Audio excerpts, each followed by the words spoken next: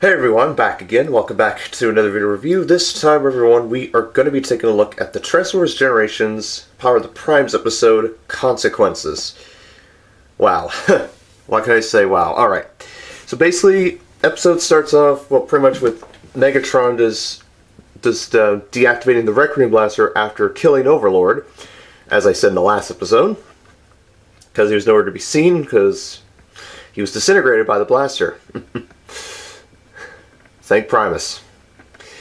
Unfortunately, it meant that, well, it didn't mean it, but in the process, all the data in the Antium Sanctorum was pretty much destroyed.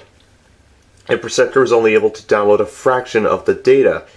It turns out, from encrypting the data, Perceptor determines that, well, Megatronus plans to use the Enigma combination to unite it with the Matrix of Leadership and Requiem Blaster to is some sort of device. What sort of device? Well, I'll be explained. While that's going on, Windblade and Megatron reflect on Victorion's memory, because her body's still there, all that stuff. How she was perfectionist and stuff, and Megatron makes this sarcastic comment about saying, Megatron's going to miss Victorion more than the rust on his treads, because of course he's a tank, Anyway.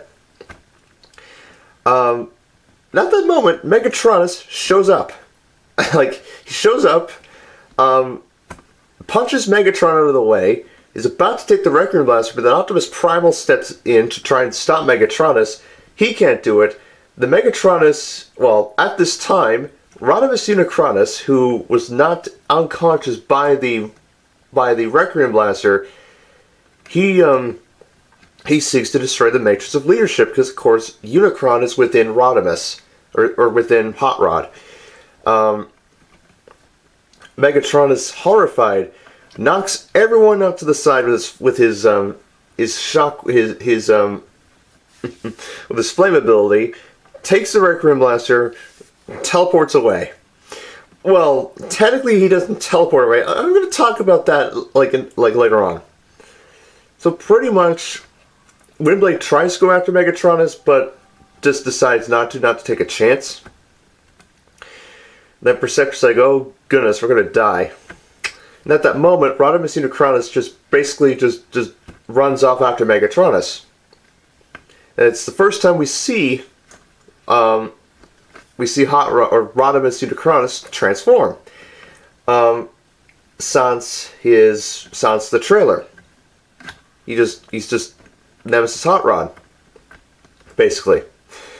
Anyways, he just goes off after Megatronus, and pretty much at the end, Optimus Primal mentions that Solus Prime, because that's what Megatronus is trying to do.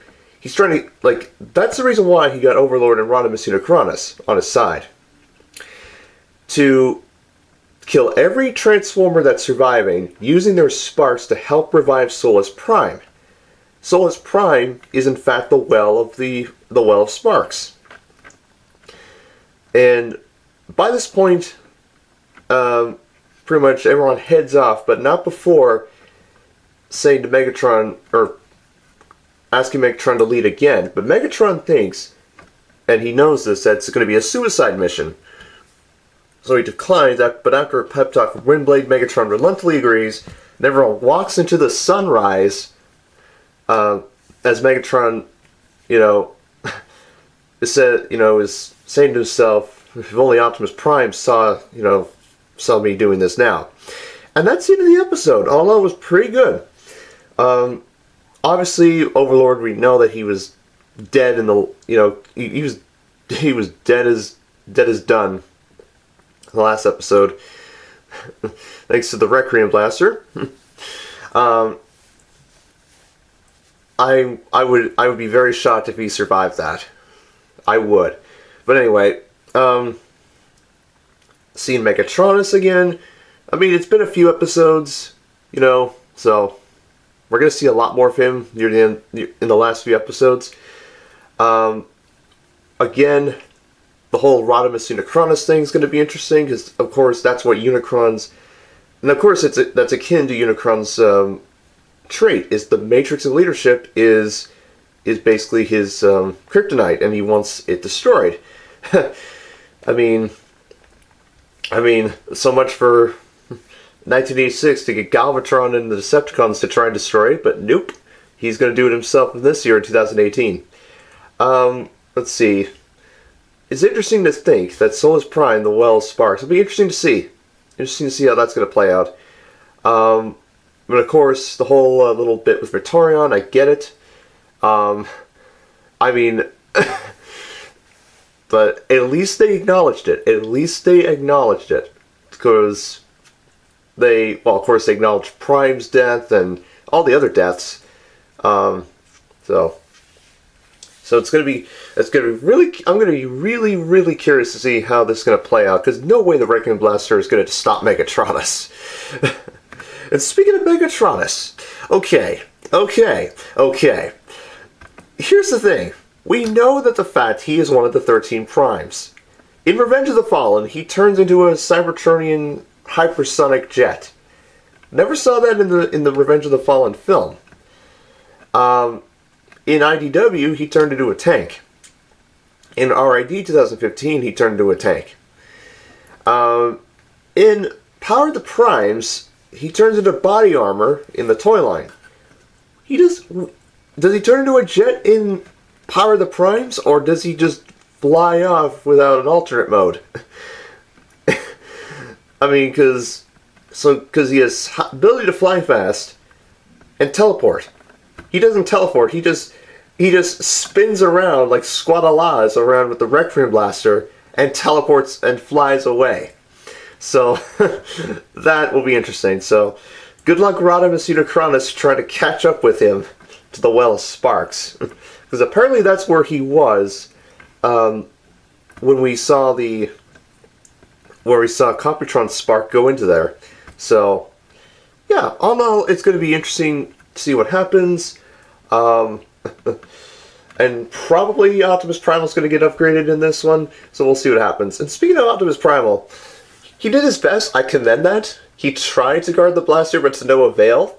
Why couldn't he just, I don't know, do something other than guard the blaster? So yeah, there's that. Grimlock had a funny moment with Megatron, kind of like RID Grimlock, because RID Grimlock would always hug Drift every time they win. Grimlock here hugged Megatron when after killing Overlord. What was I going to say? Yeah, it's for Scepter again. Like, lives matter. The data. I know it's this was made before time and stuff, but at least you have a fraction of it, a fraction of the data. So there's a start there. So yeah, was it? Oh yeah, the other Dinobots. We don't know what happened to the other Dinobots. Well, of course, Sludge we know died. But the other 4 Dinobots, Slug, Swoop, Slash, and then, let's see, who else? I'm forgetting one.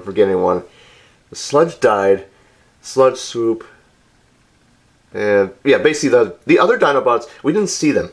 And of course Predaking, because, well, just like I said, let's just say they're either in hiding or dead because of Overlord and Rodimus Unicronus.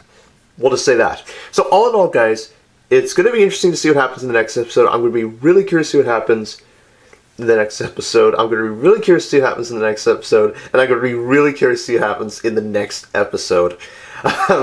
So yes, everyone, that is my video review of the Transformers Generations Power of the Primes episode Consequences. I will see you all very soon. I will be back as soon as possible with my next video. And yes, so take care, everyone. See you soon. Have a good day. And I shall catch you all later. Bye-bye.